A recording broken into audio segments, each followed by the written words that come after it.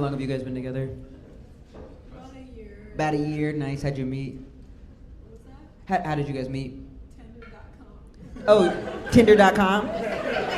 Definitely didn't need to say the .com, but I appreciate that. I get it. You're put on the spot. Imagine if I was like Tinder dot what exactly?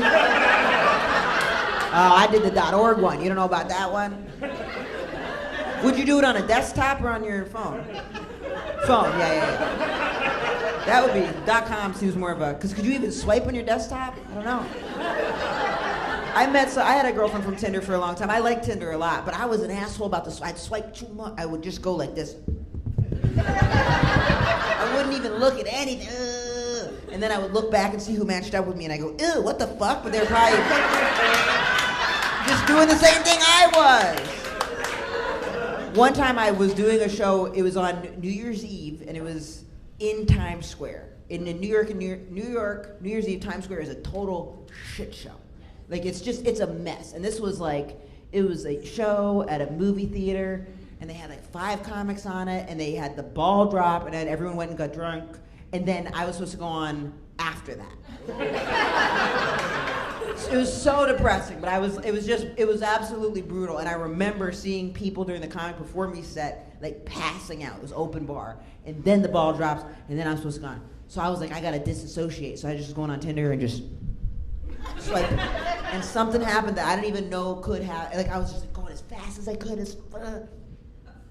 It goes, you're at the end. And I was like, what? Wait a minute. I'm in Times Square. It's New Year's Eve. There's no end. We go to Narnia, Tinder. We're going all the way. The end? Fuck you. There's no end. That's Tinder's way of saying to get help, I think. They were like, you are done. The end of Tinder. There's so many more dating apps now. Scruffies, Friend. I don't know what Scruffies does. My friend gets that one. I think it's called Scruffies. I don't know why I didn't mean to look at you. Sorry. Scruffy. There's like a kink one. What's the kink one? Field. Yeah. Which is fun, because then you'll know that you'll be into the same stuff sexually. So Field, that's fun. But then it's like you might be in the same stuff sexually, hit it off, but then hate each other.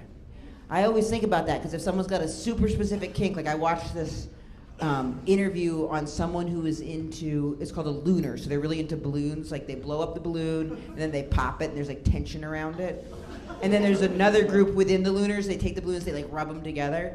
And I didn't watch it long enough to see where it gets explicitly sexual, but it was headed in that direction. So imagine you've got a fetish, like you're into balloons, right? So then you gotta find someone who's also into balloons. Great. You find someone, awesome. Your balloons are rubbing together. You're like, yes! But then you got nothing else in common. What the fuck do you do? You're stuck. Checkmate. Do you stay with the person because you're both into balloons, or do you have to like go find someone and then convert them over to balloons? And how do you do that? How do you plant the seed for that fetish? Like, that sucks. Like, you're just like at your friend's birthday party and then the balloon's there and you're just like rubbing it a little bit. Does this turn you on? It's kind of turning me on. What do you say? There's looners. There's this group called, oh man, they dress up like dogs. I forget what it is. And it's not, I forget what it's called exactly, but it's not furries. What's it called? Pups, thank you. So, pups. But, so when I first saw that, I was like, oh, this is interesting, but I was like, it's not actually about the animal dogs, because I researched a little bit. What it's more about is, and this, I was like, okay, I'm gonna build this bridge here in my head. It's more about, and this one guy really explained it. I was like, okay, I get that. He was like, life is stressful. When someone says that, I'm like, yes, it is stressful. He goes, life is stressful, like I don't want to have to think, and so when I pretend that I'm a dog, I'm just in that dog character, so I don't have to worry about my mother-in-law. And I'm like, yeah, sure. Like, I think we can all relate to that. So it's like he must be so in his head that he puts on his little outfit, which happens to be dressing up like a puppy, and then, or whatever. I don't know how they act it out.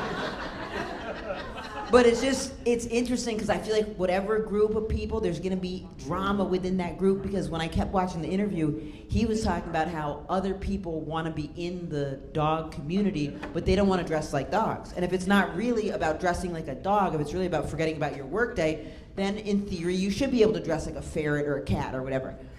But the dog people weren't into it. The dog people are like, these fucking weirdos.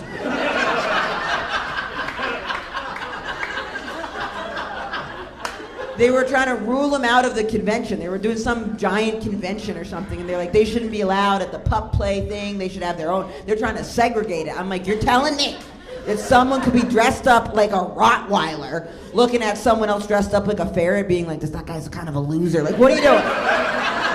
What are you